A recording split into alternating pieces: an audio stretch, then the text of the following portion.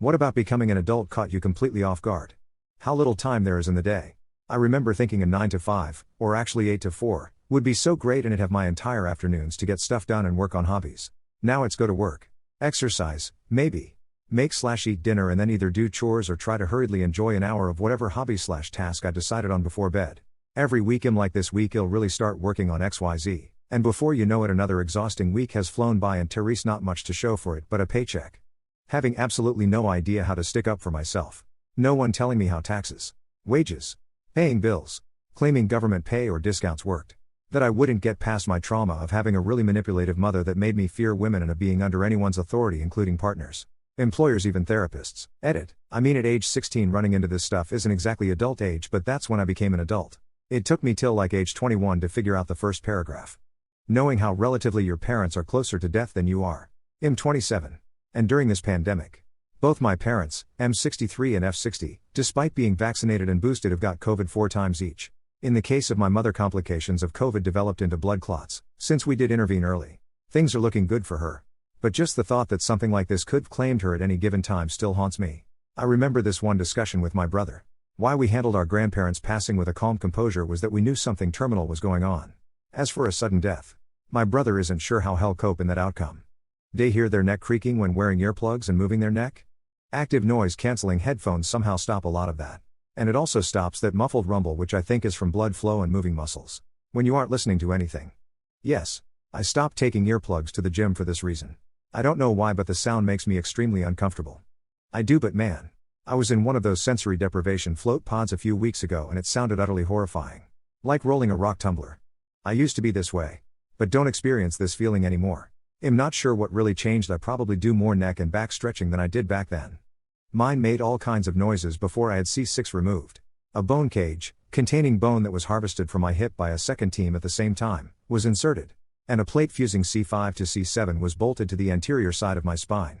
When I woke up, and for about a week after, the swelling made it possible to feel the plate every time I swallowed. The worst of the grinding noises have stopped. My hands don't feel like they are on fire/electric shocks every 15 seconds now. So that's nice. Mine cracks and mildly grinds. It's very satisfying, lol. I get a buildup of pressure in my head and I subconsciously jerk my head to the left. Sometimes I get a terrific crack but it's usually more of a crackle. Oh my god, I'm in the military and we have annual hearing checks, and when I'm in that quiet booth listening for beeps, I can hear my blood rushing. The air going in and out of my lungs. Every freak my tired joints make. It's maddening. I wear Hearing Pro every day because I'm around loud ass airplanes, but mostly you just hear the dampened sound of 4 screaming jet engines. It'll take that over hearing my body in its entirety any day. How do you avoid answering questions of nosy people at gatherings? I have a friend that is a well-known international artist. I watch him change the subject all the time by, instead of answering questions, like about unreleased projects etc., by giving a genuine compliment or a generic statement of amazing as a response to something someone says rather than getting drawn in. Hess a nice family guy and genuine. But the intellectual properties he works with and his level of exposure as a public figure make this pretty much a habit of necessity. Most nosy people always pick on any kind of flaw regarding you they have in the back of their minds. And to counter this, I just do exactly the same. And, don't you think if you dressed more feminine, you'd finally get a boyfriend? You look so masculine in that. Me, no. And since we're on the topic of masculine, don't you want to get that mustache lasered? I know Juu is the place. However, I wouldn't recommend it if you ever want to get invited to any family get-togethers ever again. Pick a thing you're going to talk about and stick to it. As obscure as you like. Someone mentioned their rose bush. Great idea, just pick one thing. About you or about a documentary you just watched. Or someone completely else.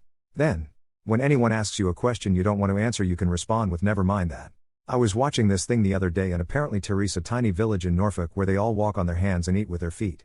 Can you imagine what that might be like? Or my main worry at the moment is the state of my roses.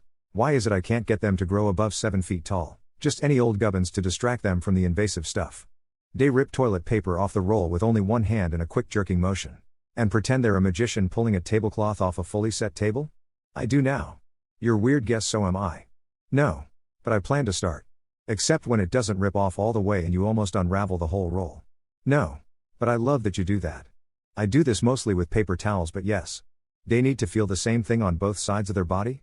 I do the same but with posture instead. If I sit like a hermit one way, I tend to realize most of my weight is either to the leftmost or rightmost, and then I shift it to the other side, equaling the pressure put on my back and ligaments. How about things that aren't sensations of touch? I do the same thing you do. But I also have to match up where my feet land on the cracks in the sidewalk. If I just stepped on a crack and it landed right in the middle of my arch, better step with the same placement on a crack with my other foot.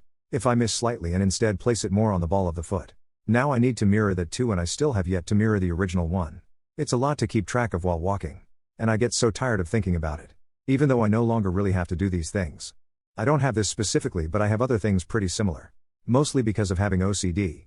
I have a strong preference for only rotating clockwise when I pivot on my feet. I make trips using the fewest steps as possible. Meaning I have to balance on one foot while reaching super far. Not only that, but the actual steps out for all possible journeys within my apartment are already mapped out in my head, and if I get a step wrong then it just feels wrong and bothers me. To me yours just sounds like some specific symptom of OCD. Yes. I'm somewhat able to resist the urge now, but as a kid I literally could not avoid doing it. Also with things when I'm walking. Like if one foot steps on or over the line in the sidewalk, then the other one has to right after. And I have to alternate equally between each foot stepping on or over it, otherwise it feels like one foot has more energy than the other. And most sections of concrete in sidewalks are just the wrong length for my stride that I always have to consciously alter my steps to be shorter or longer to compensate.